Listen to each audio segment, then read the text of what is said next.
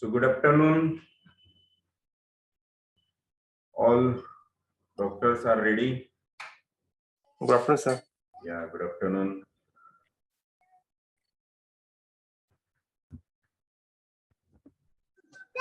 Good afternoon, sir. Good afternoon.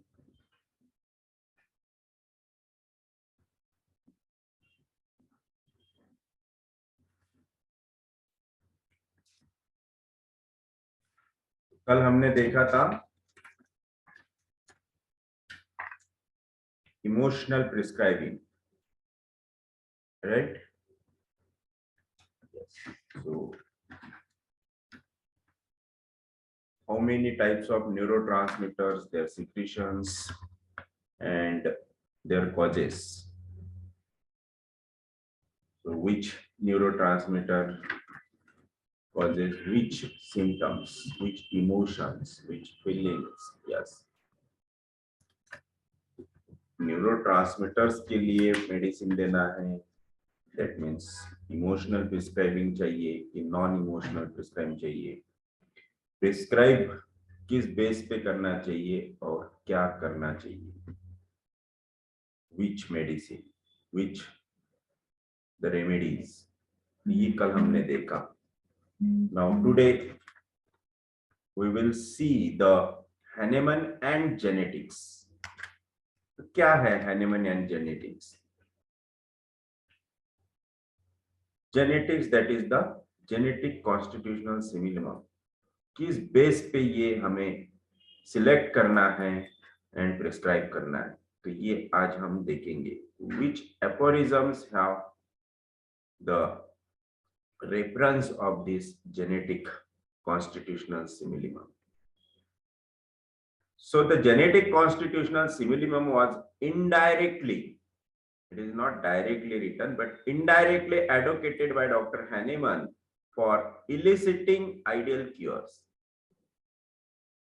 through series of aphorisms in the organon.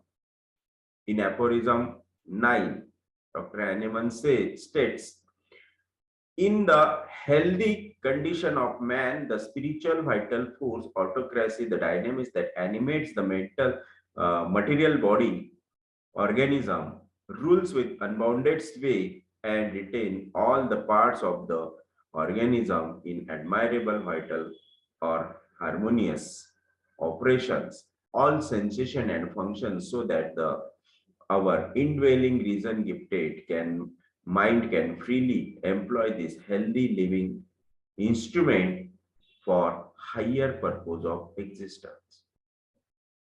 This is the 9th aphorism, where Hahnemann states that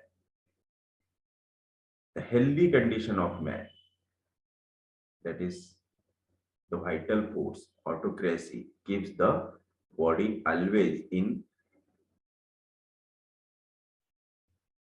homeostasis, maintain normal functioning and sensations. अगर ये function and sensations normal है, we can say that the man is healthy, और man healthy है, mind body healthy है, तो you can freely employ this healthy instrument, living instrument, for higher purpose of life. Yes. तो आपके life के जो भी गेम्स है, जो भी गोल्स है, वो अचीव करने के लिए हमें हेल्दी होना बहुत जरूरी है. हमारा पर्पस ऑफ एग्जिस्टेंस क्या है, वो अगर अचीव करना है तो बॉडी हेल्दी होना जरूरी है, और हेल्दी तभी हो सकती जब फंक्शंस एंड सेंसेशंस नॉर्मल है. So in this aphorism, Hahnemann has made us aware of following concept, like the man's health depends on harmony or equilibrium amongst his organs and system. When this is disturbed, it causes ill health. So it is simple, you know. So it is simple. If the sensation and functions become disturbed, that means equilibrium of normal functioning and normal sensation of body becomes disturbed, harmony becomes disturbed, then it will cause the disease. That this harmony compelled by an invisible, yes, ये जो harmony होती है that is invisible. Sir, Sensation page है number. 64. Thank you, sir. So sensation and functions we can only feel, we cannot see, only feel. So इसीलिए invisible का है. That is energy, the dynamics which pervades it and controls it. तो इसे harmonious operation में रखने के लिए energy work करती है, and that energy is dynamics energy, that is vital force. So consequently, this body animated by the energy harbors within it a reason gifted mind. In short, man is made up of body, mind, and energy, which rules both the body and mind. Yes. So body, mind, and energy.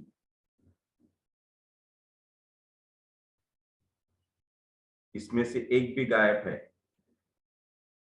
तो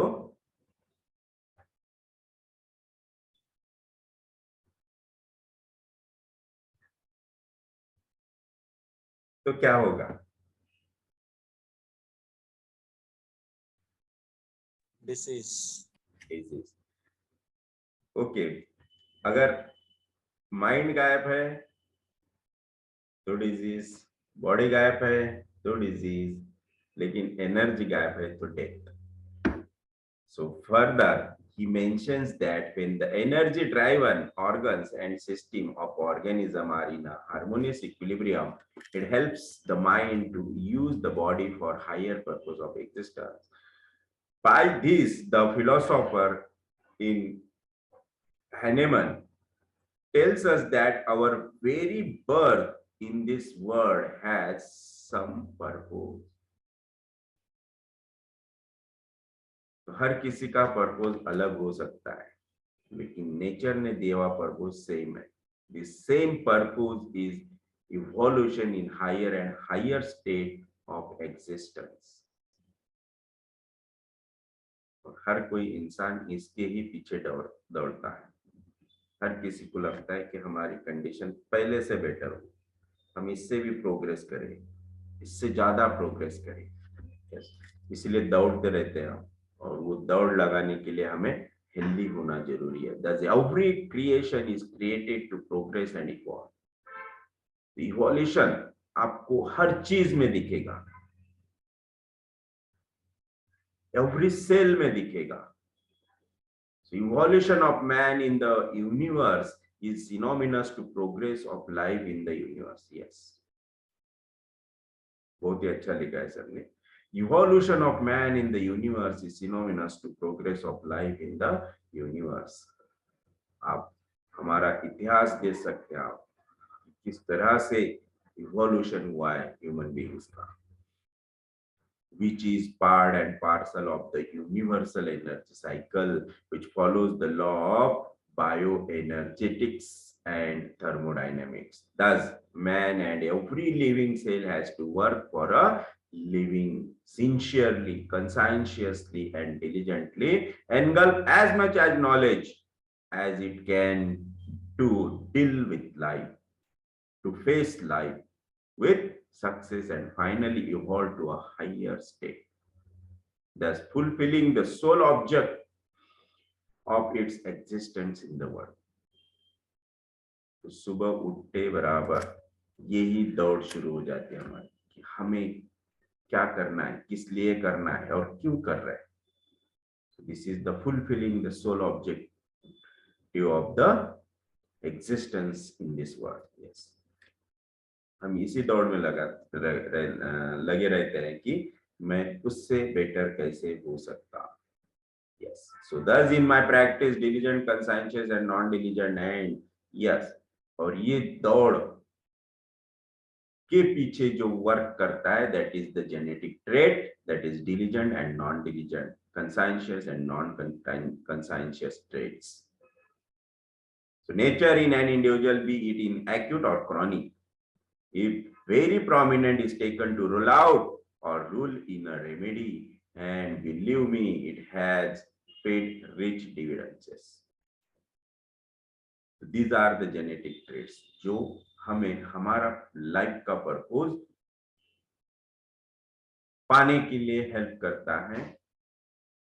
तो जो genetically जैसा buildup हुआ है उसी पे ही उसका depend करता है उसका प्रोग्रेस, और यही जो जेनेटिक्स है जो हमें आज देखना है कि किसका कैसा जेनेटिक्स होता है। So in aphorism 7, Dr. Hahnemann mentions attention be paid to totality of symptoms. This outwardly reflected picture of internal essence of the disease or affection of vital force, because he says it is the soul means whereby the disease can make known what remedy it requires. Yes, the only things that can determine the choice of most appropriate remedy, and thus in a word the totality of symptoms must be principal and only things the physician has to take notice. जब आप organon theory of chronic disease and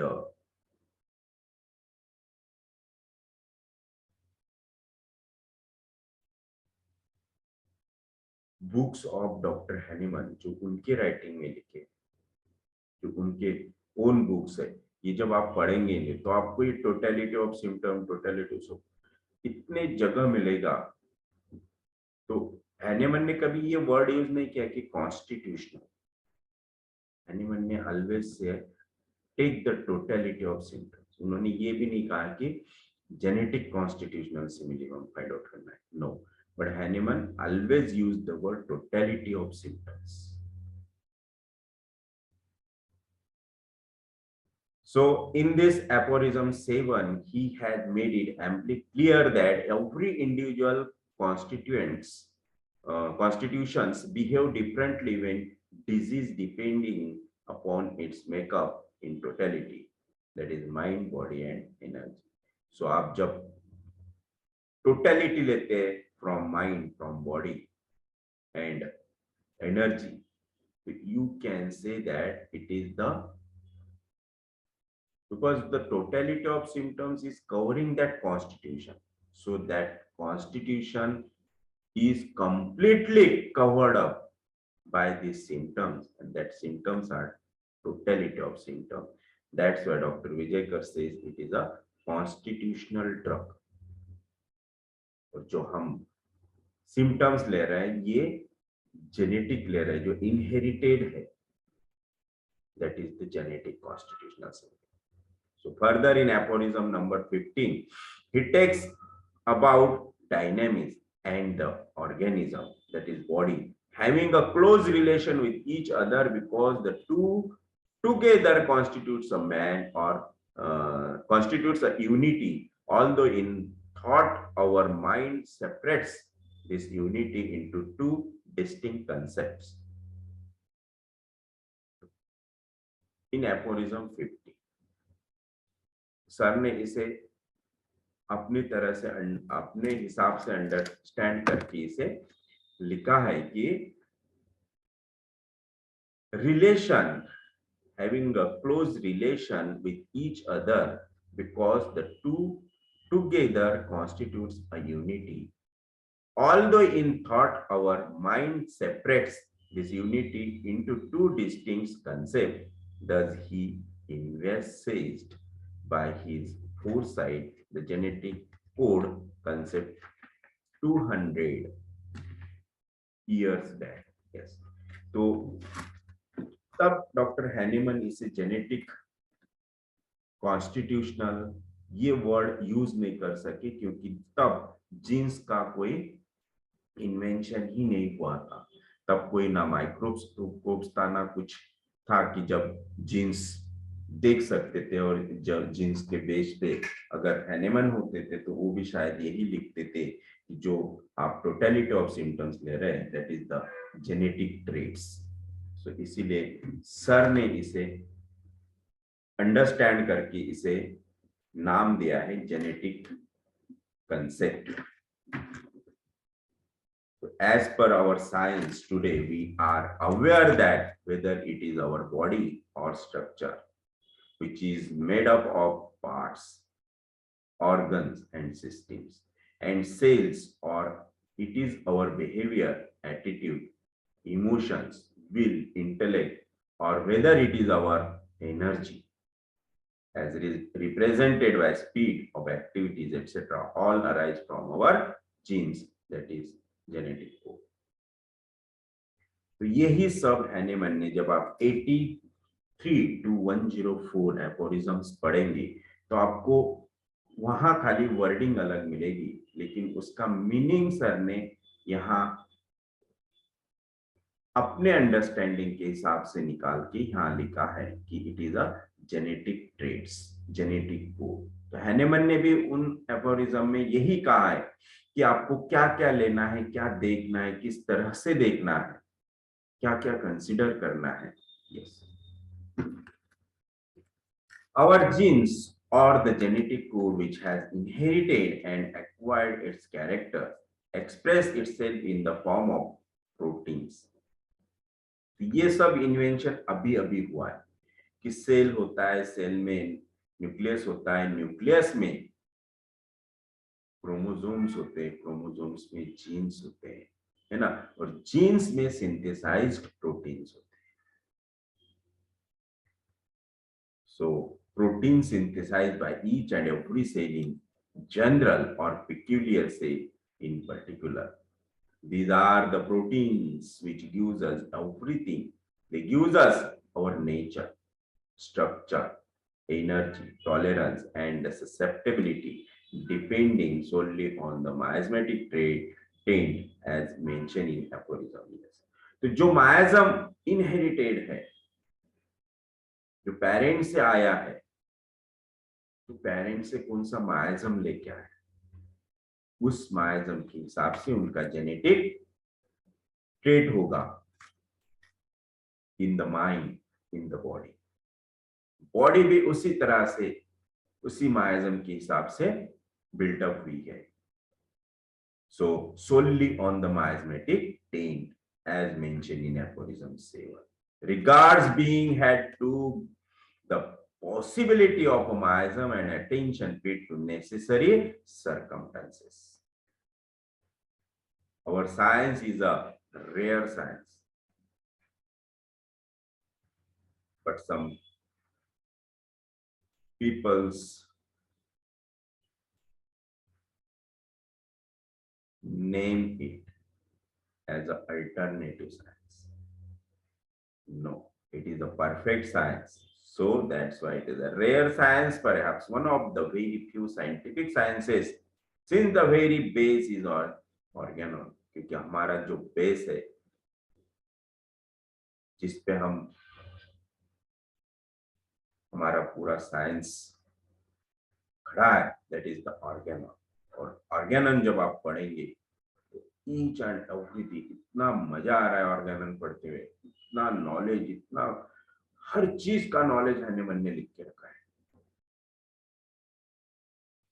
Organon तो बहुत बार पढ़ा, लेकिन इस बार जब बहुत concentration से पढ़ रहे तो बहुत सी चीजें उसमें से मिल रही है। So Organon and philosophy which has stood the test of time. Yes, in fact all that is written by our great master stands vindicated today in the light of modern science and its discoveries and inventions. The genetics, the automaticity of body, the vital principle concept, the immunity concept, the simillimum concept. Yes, ने अच्छी तरह से ये concepts Hahnemann ने लिख के रखे, ने डिटेल में लिख के रखे। All stand firm amongst the ruins of the modern sciences, dilapidated, short-lasting antibiotic, anti-allergic, and anti-XYZ theories. The only place where modern science has succeeded is in eradicating certain infectious diseases, but ironically, that too with partial application of similia similibus curantur in the uses of vaccination. Yes. तो ये इतना concrete law है कि allopath ने भी इसे, modern science ने भी इसे यूज किया है to made up the vaccines. Vaccines कैसे बनाते हैं, किस तरह से बनाते हैं, इसमें भी होम्योपैथिक लॉ है, but the uses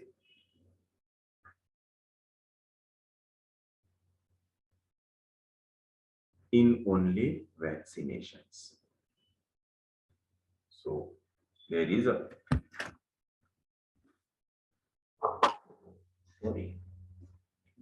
partial application to give in vaccinations. They use the single dose जो हैनेमन ने ऑर्गेनन में कहा. Such a science, or rather the philosophy, has to follow to the hilt. Yes. तो Hahnemann ने Organon में इतने अच्छे, इतने एक्सलेंट एग्जाम्पल्स दिए हैं.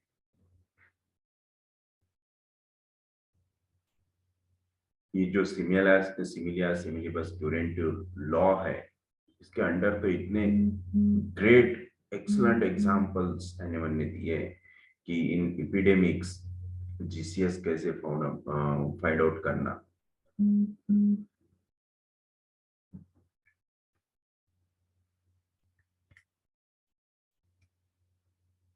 और इसीलिए सर ने कहा है the only place where modern sciences has succeeded in eradicating certain infectious diseases, but ironically that too with partial application of similia similibus curantur. Yes.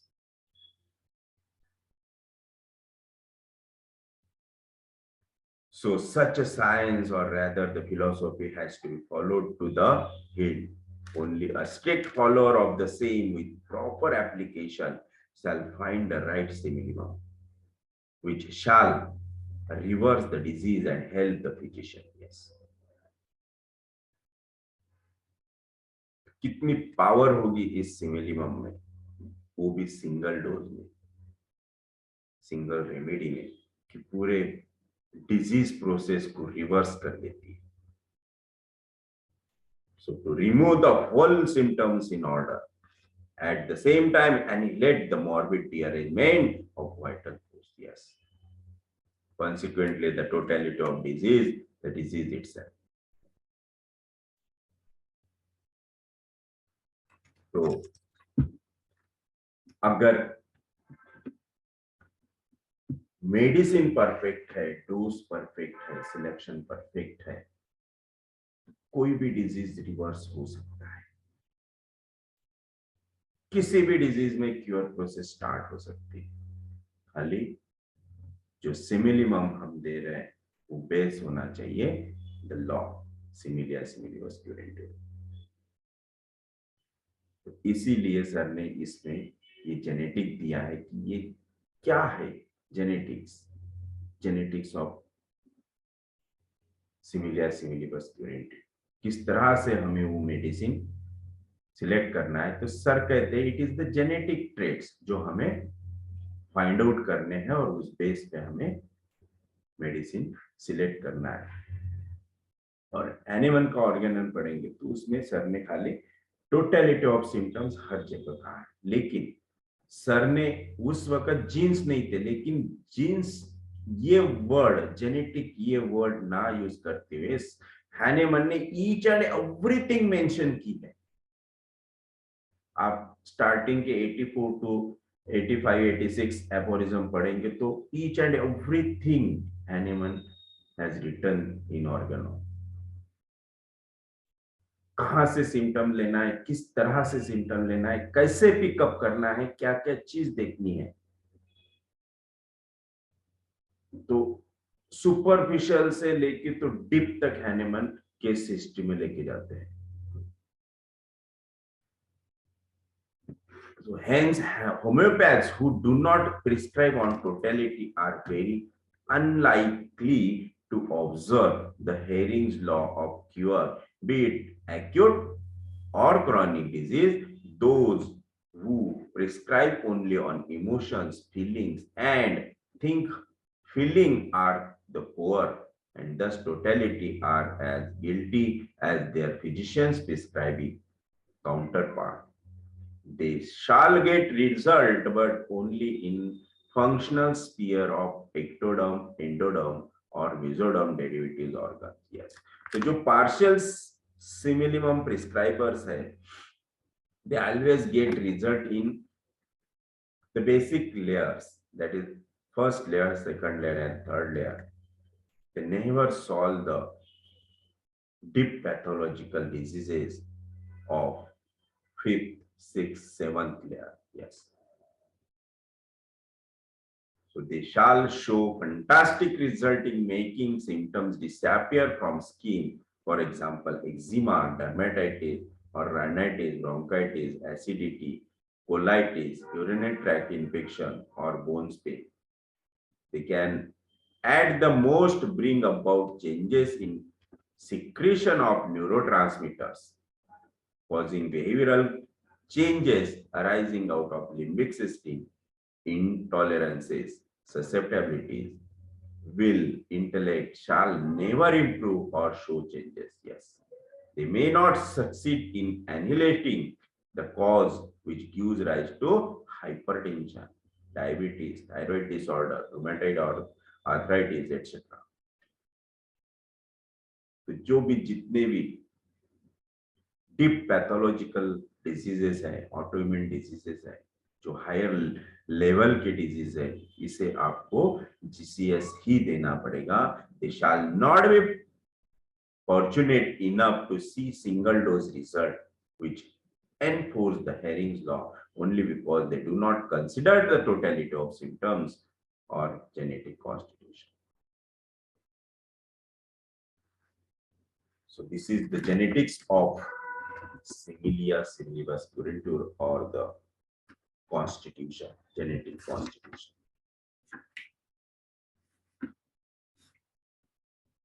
तो यहाँ तक सर ने जेनेटिक्स बताया ओनली. बहुत अच्छा हेडिंग दिया विजयकर सर ने कि हैनेमन एंड जेनेटिक्स. तो हैनेमन अपने राइटिंग में क्या लिखते हैं और सर ने उसे वही हैनेमन की राइटिंग को जेनेटिक कॉन्स्टिट्यूशनल सिमिलियम कहा है. तो बहुत से डॉक्टर्स पूछते हैं कि हैनेमन ने तो कभी जेनेटिक कॉन्स्टिट्यूशनल नहीं कहा है, जीसीएस नहीं कहा है. वो he always says take the totality of symptoms and prescribe. But जो एपोरिज्म्स हैनेमन ने लिखे केस टेकिंग के लिए, उनमें क्लियरली दिया है कि जैसा सर ने उसे ओनली कोडिंग किया है, नेम दिया है, लेकिन हैनेमन ने वही चीज डिटेल में एक्सप्लेन की है कि माइंड के क्या लेना है, फिजिकल के क्या लेना है सिम्टम्स, एंड जनरल के क्या सिम्टम्स लेना है, कौन से सिम्टम्स देखना है, कौन से कंसिडरेशंस है उसमें, ये सब हैनेमन ने डिटेल में लिखा है. Yes. So now we will see the essential of genetic constitutional history.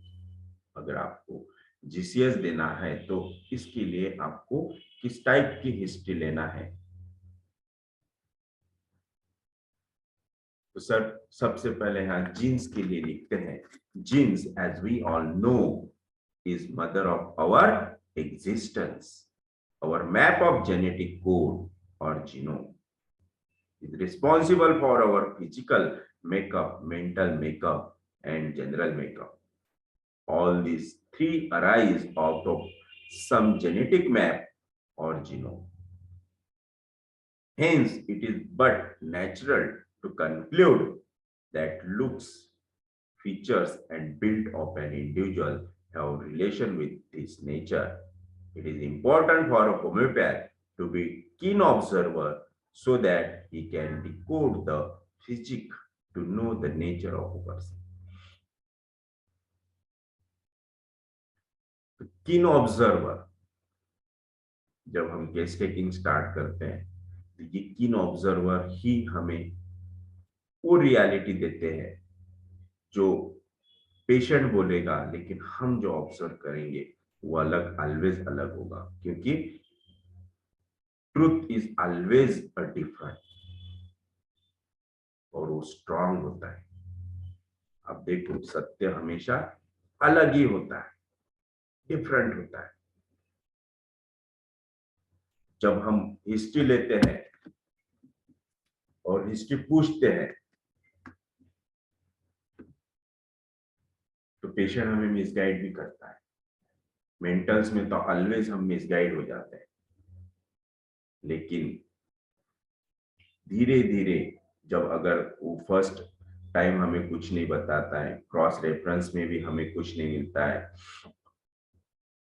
जो उनके साथ अटेंडेंट्स है उनसे भी कुछ नहीं मिलता है, लेकिन धीरे धीरे जब ट्रीटमेंट स्टार्ट हो जाती है तो अचानक उसके ही मुंह से वो सत्य हमारे सामने आ जाता है, वो पॉजिटिव फैक्टर हमारे सामने आ जाता है कि इस तरह से ऐसा हुआ।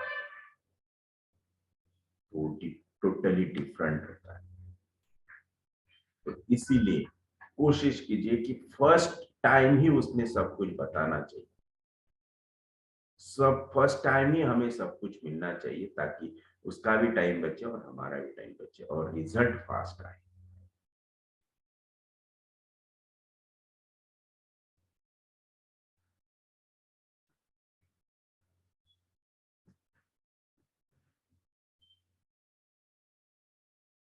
तो एक सिंपल एग्जांपल मैं यहाँ पे देता हूँ कि रियलिटी कितनी स्ट्रॉन्ग एंड डिफरेंट होती है। एक पेशेंट आई मेरे पास, अभी 2 दिन पहले की बात है। पेरेंट्स ने हिस्ट्री दी और पेशेंट से भी हिस्ट्री ली। एक 8 स्टैंडर्ड की स्टूडेंट है। तो पेरेंट्स ने हिस्ट्री दी, सब ओके, खाली ये सुनती नहीं, वायलेंट हो जाती, अच्छा बिहेव नहीं करती, टोटली कॉन्ट्राडिक्टरी नेचर बताया पेरेंट्स ने, ये ऐसा बिहेव करती, वैसा बिहेव करती, पढ़ाई नहीं करती, मोबाइल ज्यादा देखती, ज्यादा कुछ नहीं, बस इतना ही है, बस इस पे मेडिसिन दो। और पेशेंट को लाया नहीं था। फिर पेशेंट ही नहीं है तो कैसे पेरेंट्स के हिस्ट्री पे पेशेंट को प्रिस्क्राइब नहीं कर सकते, स्पेशली मेंटल इलनेस के लिए। जब पेशेंट को बुलाया और पेशेंट की हिस्ट्री ली तो टोटली अलग हिस्ट्री।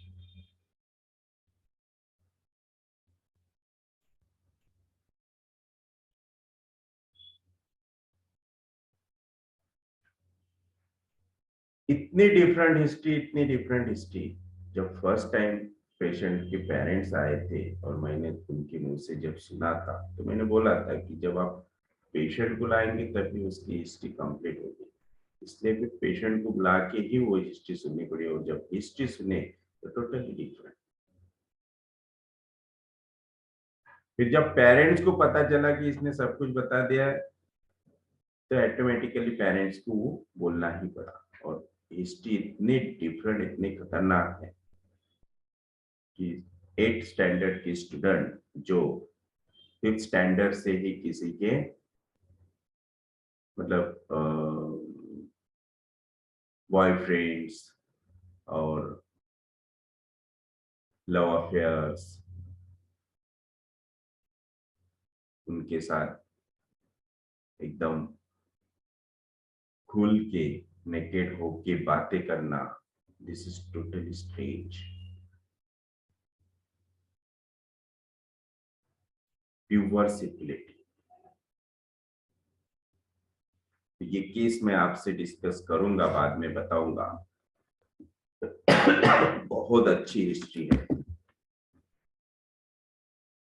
डिटेल में इस केस पे हम बात करेंगे, लेकिन अभी क्योंकि फर्स्ट टाइम वो आए हैं, अभी मेडिसिन दिए, थोड़ा रिजल्ट आने दीजिए, फिर मैं आपके सामने ये केस रखूंगा। Okay, so essential of genetic constitutional history taking में हम किसी भी पेशेंट की जब हिस्ट्री स्टार्ट करते हैं तो फिजिकल से स्टार्ट करते हैं। सबसे पहले chief complaints, then physical generals, और देन मतलब पास्ट हिस्ट्री, फैमिली हिस्ट्री, और उसके बाद आते हैं मेंटल्स पे। तो इसी तरह से हानेमन ने भी कहा है, हानेमन ने भी 84 to 104 तक यही लिखा है, इसी टाइप से लिखा है। तो फिजिकल मेकअप्स इंक्लूड्स जो हम ऑब्जर्व करते हैं मोस्टली वो लिखना चाहिए, that is height, weight, structure. फिर इसमें और डिटेल में जाना चाहिए कि हाइट है तो पेशेंट की हाइट कितनी और बाकी फैमिली मेंबर्स की कितनी हाइट है। देन वेट, अगर पेशेंट ओबेस है तो अदर फैमिली मेंबर्स ओबेस है क्या, ओबेसिटी होल फैमिली में है कि पेशेंट में है, क्योंकि इस पर से हमें उसके रीजंस फाइंड आउट करना है। अगर ओनली पेशेंट हाइटेड है, ओनली पेशेंट की बॉडी वेट ज्यादा है, ओबेसिटी है, तो पेशेंट में ही क्यों है, बाकी मेंबर्स में क्यों नहीं, तो इसके साथ क्या हुआ, क्यों वेट बढ़ा, बिकॉज इमोशनल फैक्टर की वजह से बढ़ा या फिर उसके माइंड में कुछ है। तो इस पर से बहुत सारे ओपनिंग्स हमें मिल सकते हैं, बहुत सारे रूब्रिक्स हमें मिल सकते हैं। जैसे कि कोई पेशेंट है और बहुत हाइटेड है, 10th का स्टूडेंट है और हाइट एकदम 6 के ऊपर चली गई, 8 का स्टूडेंट है और 6 के ऊपर हाइट चली गई, इसका मतलब फास्ट ग्रोइंग है। तो ये डिल्यूजन भी हो सकता है कि मुझे जल्दी बढ़ना है, मुझे बड़ा होना है। कोई इमोशनल फैक्टर भी हो सकता है जिसकी वजह से वेट बढ़ गया। तो इस फिजिकल से भी हमें उसका माइंड का एंट्री पॉइंट मिल सकता है, इसीलिए ऑब्जर्वेशन मस्ट है जब हम फिजिकल जनरल्स लेते हैं। So a tall, lean, thin individual can indicate a constitution with either psoriatic trait or tubercular heredity. तो फिजिकल से भी हमें माइजम्स मिलेंगे, लीन थीन है, ओबेस है, लीन थीन है बट बहुत ही कैकेक्सिक है, that is syphility. A stout, obese person can be drawing our attention towards his psychotic heritage. Yes, obese है, stout है, then a short stunted, that is less psychosis. Individual could be again a shallow psychosis. It can indicate a Barita constitutions or Medorina, carbon, sulfur, nitromute, silicia, sipilinum, calcarea phos, tuberculinum, etc. Yes, shallow psychosis. And जो एकदम tall है, excess psychosis. This is the types of psychosis.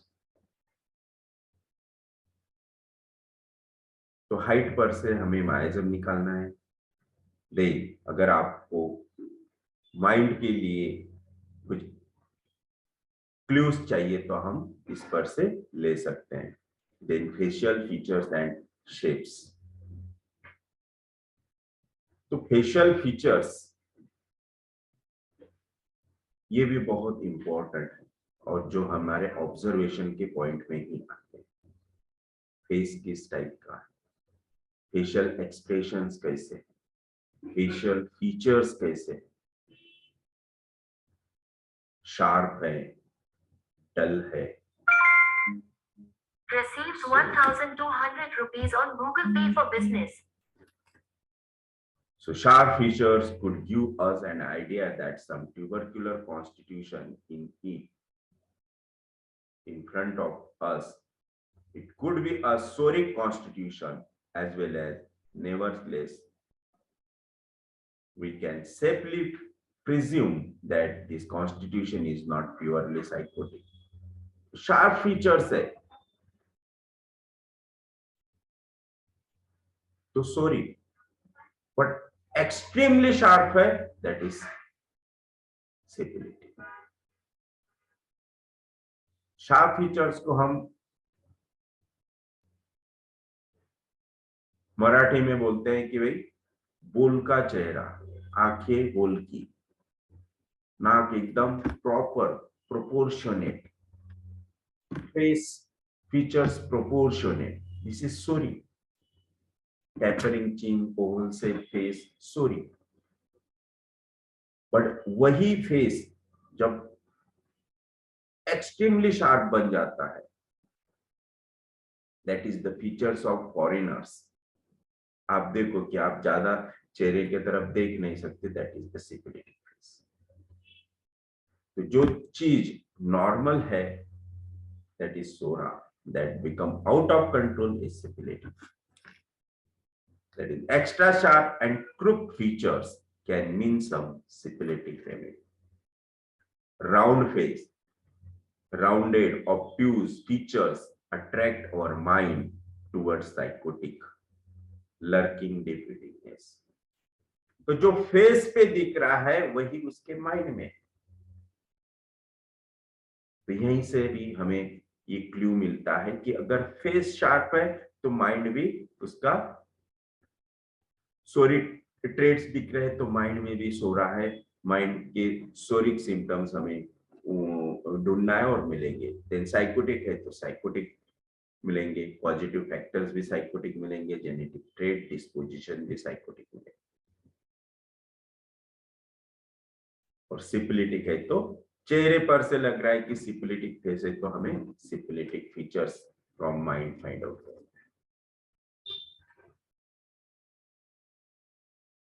तो यही Hahnemann ने भी कहा है.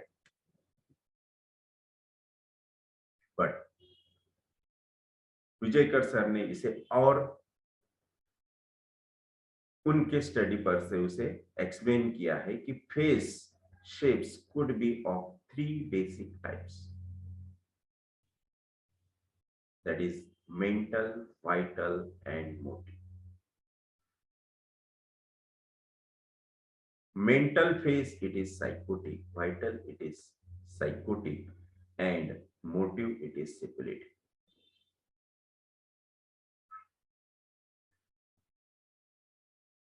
तो mental type of face किस टाइप का होगा? That is the soric face. It is an oval shape, pear shape, tapering chin. Could mean very conscientious patient, scientific or artistic patient, people who are sensitive and interested in details.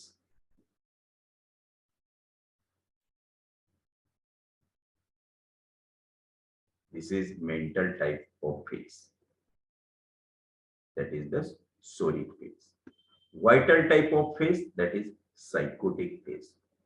Vital, that means rounded. Psychotic, like chubby cheeks, chubby face, may mean happy-go-lucky persons.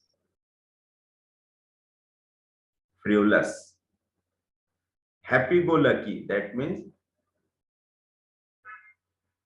without any extra effort, they get all things that they want. Easily they get. This is happy-go-lucky. बहुत बार हम सुनते हैं, यार तेरे को सब कुछ मिल जाता है, इजीली मिलता है, you are very lucky. Mostly psychotic peoples. Frivolous, cheerful, not very serious person with good oratory power, like Lachesis opium. तो ये जो happy go lucky होते हैं, that is psychotic peoples are very good oratory power and they never become serious in his life also. And the example is Lachesis and opium. And the third phase, that is the motive type of phase.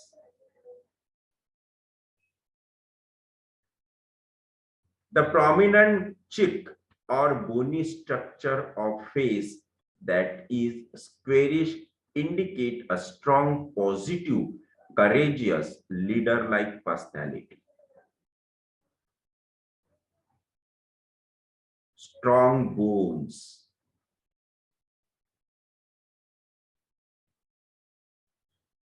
This is the syphilitic face. तो अगर face आपको imagine करना है, फिर आप उस पर से उनके मेंटल्स इमेजिन कर सकते हैं कि जैसे आपको मेंटल टाइप ऑफ फेस देखना है, तो typical face of Salman Khan in the movie मैंने प्यार किया, तब का आप सलमान खान का फेस देखो, pure story. Nature is also story. जैसा फेस उसी टाइप का उसका नेचर उसमें दिखाया, that is the psora. Very obedient. This is psora. और वाइटल टाइप ऑफ फेस आप देखो,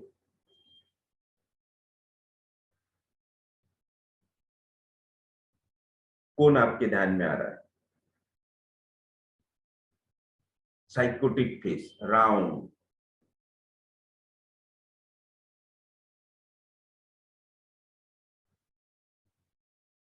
सनी देओल. सनी देओल. सनी देओल का लड़का भी आप अभी देख सकते हैं, जो अभी अभी आया है फिल्म इंडस्ट्री में, है ना? Then Govinda. So this is psychotic face.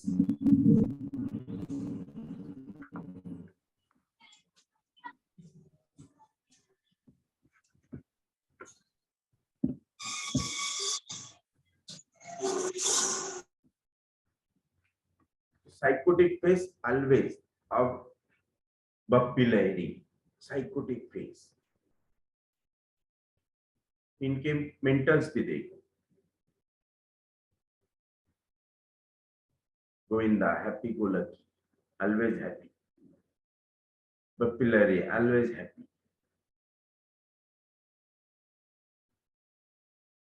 Then Amrish Puri. आप फेस देखो, स्क्वेरिश फेस. और उनका काम भी देखो, पिक्चर में, हर पिक्चर में उन्होंने विलन का रोल किया है. बाय नेचर वो डिफरेंट हो सकते हैं, लेकिन he likes the role like villain. This is genetic trait.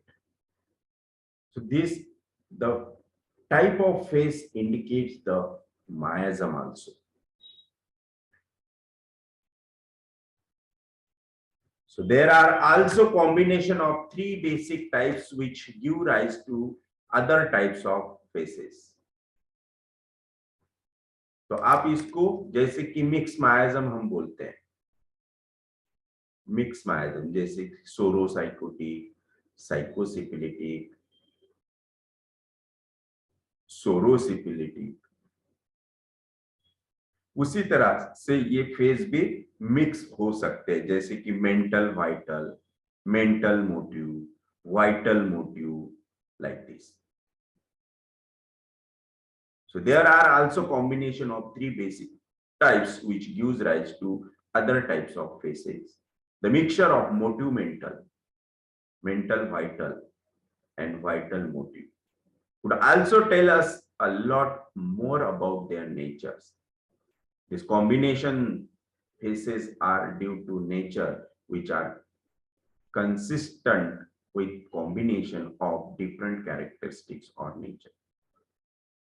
तो दोनों टाइप के मायाजम वहां आ जाएंगे। जो मेंटल वाइटल है मतलब सोरोसाइकोटिक है तो psoric nature plus sycotic nature. Mental motive है मतलब सोरोसिपिलिटिक है तो psoric nature syphilitic nature. Vital motive है दैट इज साइकोसिपिलिटिक तो उसमें साइकोटिक भी आएगा एंड सिपिलिटिक भी आएगा। अगर साइकोटिक में वो लायर है नाउ सिपिलिटिक में वो डिसेटफुल बन सकता है। तो इस तरह से। लेकिन अगर आप ऑर्गेनॉन पढ़ेंगे तो ऑर्गेनॉन में मिक्स मायाजम हैनिमन ने कहा ही नहीं। पूरे हैनिमन्स के राइटिंग में हैनिमन ने ओनली 2 केसेस दिए हैं जो वो उन्होंने उनके होल लाइफ में देखे जिनमें मिक्स मायाजम था।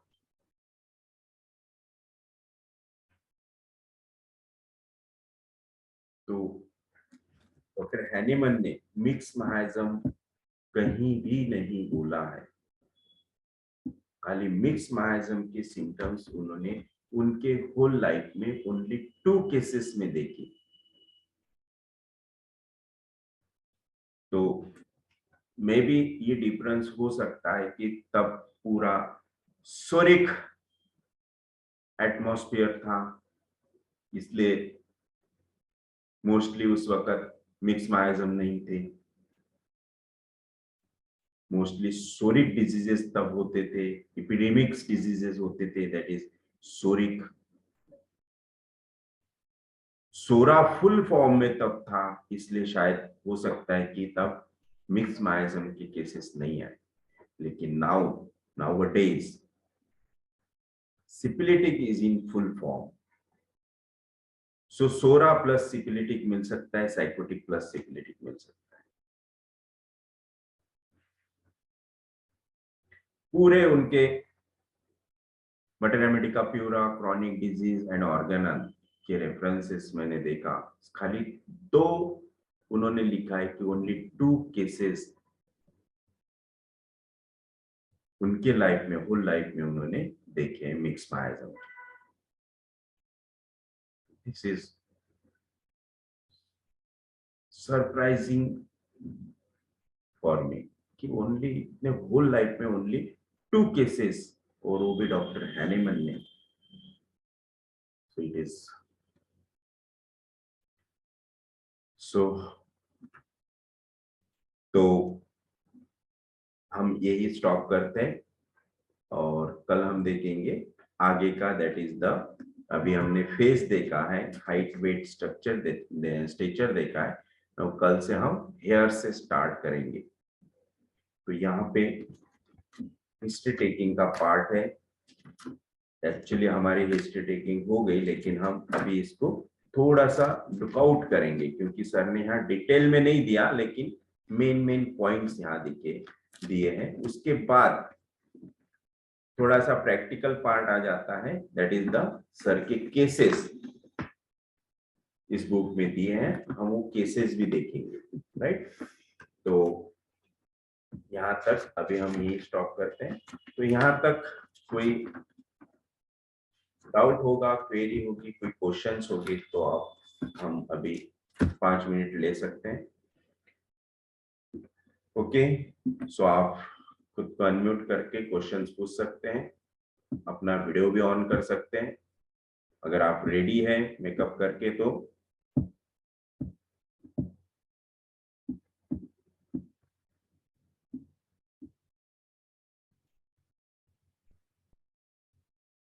यस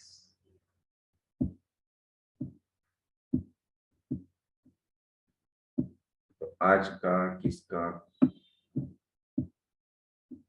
क्या क्वेश्चन है दैट इज द। आज जो भी क्वेश्चन पूछेगा उसका ग्रेड ही क्वेश्चन होगा। यस यस डॉक्टर माल में आपको पूछना है कुछ? No okay so should I stop? Yes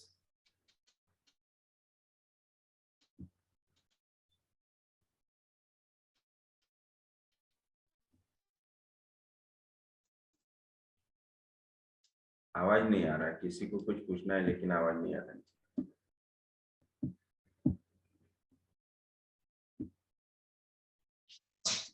sir complete.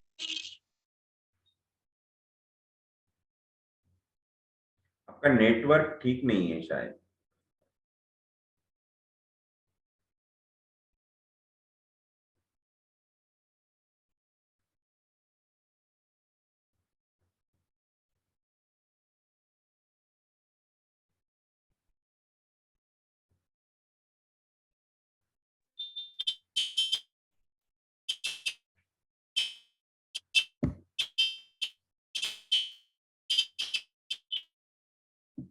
नहीं, ओके, आपको अगर क्वेश्चन होगा तो आप ग्रुप में भी टाइप करके डाल सकते हैं, मैं उसका आंसर दे दूंगा। ओके, सो अगर कोई किसी को कुछ पूछना नहीं है तो हम यहाँ स्टॉप कर देते हैं। Okay, hello sir. हाँ, हेलो सर, कुछ कुछ जो छोटे बच्चे रहते जो बचपन से ही कुछ नहीं दिया तो सिर पटकते हैं, फिर मेरे पास ऐसे केस है, फिर वो बड़े हुए तो उनके एक्सीडेंट्स हो रहे हैं और झगड़े हो रहे हैं। तो क्या ये ऐसे बच्चों में जो सिफिलिस था, यानी वो सिफिलिस ट्रेट जो बचपन से ही प्रोमिनेंट था क्या उनमें, ऐसे बच्चों में? तो देखो, ये हम ले सकते हैं कि स्ट्राइकिंग सिपिलिटिक हेड वगैरह लेते हैं ना? स्ट्राइकिंग हेड जैसे सिपिलिटिक टेंट या फिर सिपिलिटिक डिस्पोजिशन उस बच्चे के हैं, तो ये आप कंसिडर भी कर सकते हैं कि striking head on the ground, on the wall. But ये कब होता है, क्यों होता है, ये भी देखना जरूरी है। जैसे भी आप हिस्ट्री पूछते हैं कि बहुत से बच्चे सिंस बर्थ से ही वैसे है क्या। हाँ सर, अभी मेरे पास पिछले 12 साल से एक बच्चा है, वो बचपन में भी वैसा था, उसके बाद में अभी भी वो थोड़ा बड़ा हो गया तो उसके एक्सीडेंट होंगे, मारपीट करेगा, झगड़ा करेगा। और बचपन में इतना सिर पटकता था कि सामने से फुटता था तो पीछे से मारता था, साइड से मारता था, बड़े बड़े उसको ये आ जाते थे नोड्यूल्स, उसके बावजूद भी वो समझता नहीं था।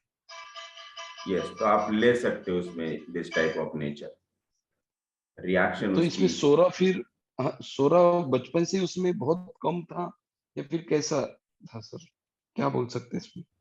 देखो, सोरा तो हर कोई लेके सोरा लेके जन्म लेता है, बर्थ होता है, लेकिन सोरा कन्वर्टेड इनटू सिपिलिटिक। तो अगर आप हिस्ट्री डिटेल में जाएंगे तो आपको मिलेगा कि फर्स्ट सोरी को उसको कुछ ना कुछ हुआ था, देन सोरा फास्टली कन्वर्ट इनटू सिपिलिटिक। जो सोरोसिपिलिटिक स्टेज थी वो बहुत ही शॉर्ट थी, सोरा की स्टेज बहुत ही शॉर्ट थी, एंड ही डायरेक्टली कन्वर्ट इनटू सिपिलिटिक। ऐसा हो सकता है, ये तभी होगा जब सोरी ट्रेट किससे आया, मदर से आया कि फादर से। तो फादर से कौन सा है और मदर से कौन सा है, दोनों में से कोई तभी सिपिलिटिक है। और बचपन में कोई कहीं तभी सोरा सप्रेस हुआ, हो सकता है कि उसको नेपी रैश आई, उसके बाद सोरा सप्रेस हुआ, वैक्सीनेशन किया, सोरा सप्रेस हुआ, उसके बाद कन्वर्टेड टू सिपिलिटिक। यस, तो अगर फिजिकल अभी डिसीजेस कुछ नहीं है पर उसको मेडिसिन देके उसकी साइकोलॉजी चेंज हो सकती है क्या सर? मैंने मर्ग यस, ग्रुप की वगैरह मेडिसिन दी, फेरम ग्रुप की भी उसके दी। उसके मेंटल चेंज हो सकते हैं। चेंज मतलब एक्सट्रीमली चेंज नहीं होंगे, वो नॉर्मलाइज होंगे, होम्योस्टेसिस वहां मेंटेन होगा। मतलब उसमें गुस्सा तो रहेगा, एंगर वहां रहेगा, लेकिन एंगर आउट ऑफ कंट्रोल नहीं होगा, कंट्रोल में आ जाएगा। अच्छा, डिस्ट्रक्शन नहीं होगा। डिस्ट्रक्शन। Thank you. और अगर वही सप्रेशन हुआ, सपोज सप्रेशन होगा, तो वो बच्चा ऑटो इम्यून डिसऑर्डर में जा सकता है। एडिक्शन में भी जाते हैं इस बच्चे। Yes, addiction that is autoimmune, alcoholism it is autoimmune, desire to self death, है ना, डेथ डिजायर होता है उनमें, यस इसलिए सर। ड्रिंकिंग करते हैं। Yes, Deepali. Thank you.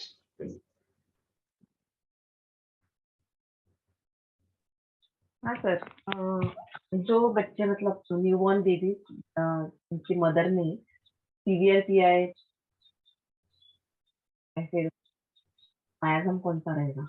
They born with possibility miasm, ये सोरा कहाँ से? नहीं, आपका क्वेश्चन नहीं समझ में आया, क्या बोल क्या? मैं बोला कि हर एक में सोरा होता ही है। जो बेबीज बॉर्न होते हैं जिनकी मदर में सीवियर पीआईएच, फिर सीवियर डायबिटीज या फिर कोई सीवियर ऐसे कंडीशंस होती है, उस condition these conditions are sycosyphilitic controlled and syphilitic. तो वो बच्चे तो वो बेबी का मायाजम कौन सा रहेगा? में तो सोरा नहीं रहेगा ना। हमारे पास जब वो आता है, हमें तब का मायाजम उसका देखना होता है कि अभी वो कौन से मायाजम में है, राइट? मतलब वो कौन सा डिजीज लेके आया और डिजीज का मायाजम क्या है, तो उस हिसाब से हमें टोटलिटी ऑफ सिम्टम्स देखना है। देन हर कोई सोरा लेके ही बॉर्न होता है, तो सोरा कहाँ सप्रेस हुआ, उसको अभी जो भी डिजीज है, इसका मतलब सोरा कहीं तभी सप्रेस हुआ, साइकोसिस कहीं तभी सप्रेस होगा, तब जाके वो सिफिलिस में जाएगा। सोरा सप्रेस हुआ तभी जाके वो साइकोसिस में जाएगा। तो डिजीज कौन सी टाइप का है, फिर हमें तो टोटलिटी वो बेस पे लेना है उसकी, कि अभी अगर उसको सिफिलिटिक डिजीज है तो हमें सिफिलिटिक उसका डिस्पोजिशन, उसका जो भी है वो सिफिलिटिक कंसिडर करना है, राइट? तो हम उस बेस पे उसको प्रिस्क्राइब करेंगे।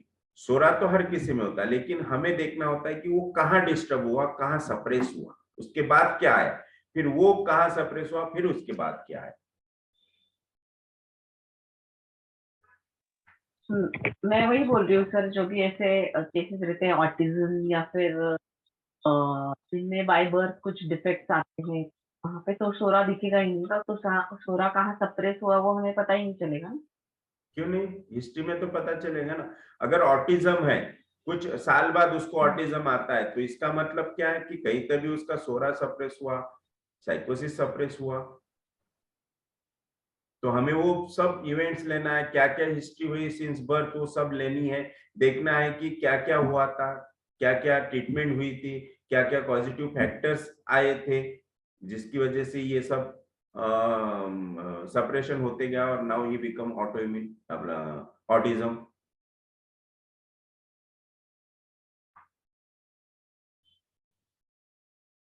देन अगेन आपको बर्थ हिस्ट्री भी, मतलब प्रेगनेंसी हिस्ट्री भी मदर की कंसिडर करना है कि प्रेगनेंसी में क्या हुआ था, क्योंकि वही जीन्स लेके आया है, वो वही थॉट्स लेके आया है, वही थॉट प्रोसेस लाया है उसके जीन्स ने, और वो अभी स्टिमुलेट हो गए, अभी एक्टिव हो गए, तब जाके उसको ऑटिज्म हुआ।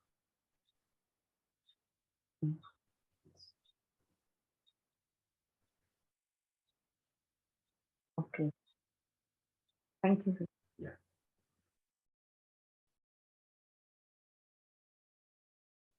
तर जे कंटिन्यू वाईन घेतात, ड्रिंक करतात, अल्कोहोलिक आहे, त्यांना मग ऑटो इम्युन डिसीज समजायचं की काय सर? यस सर जी, मग त्यांना मेडिसिन द्यायचं आहे तर मग जेसीएसके कसं they are killing cell, okay, that's why this is autoimmune. Thank you sir. तर यामध्ये मग डेथ डिझायर रुब्रिक घेता येतो आपल्याला, की Yes. लॅक ऑफ लव्ह वगैरे?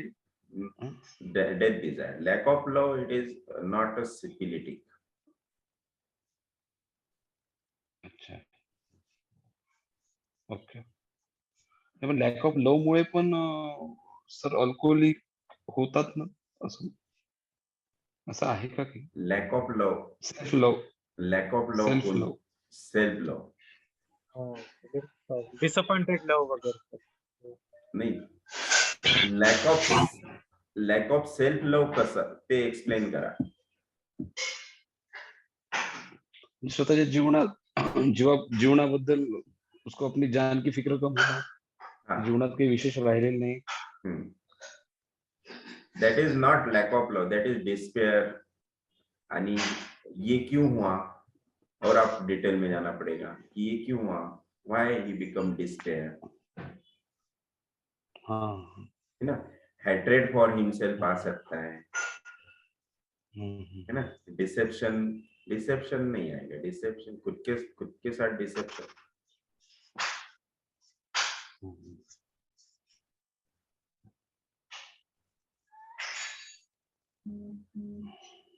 Yes. So okay. Thank you Yes. very much. Thank you, sir. Thank you. Thank you, sir. Okay, bye bye. See you. Thank you. Love you. Thank you, Bye-bye. sir. Thank you. Thank Thank you. you, sir. Thank you.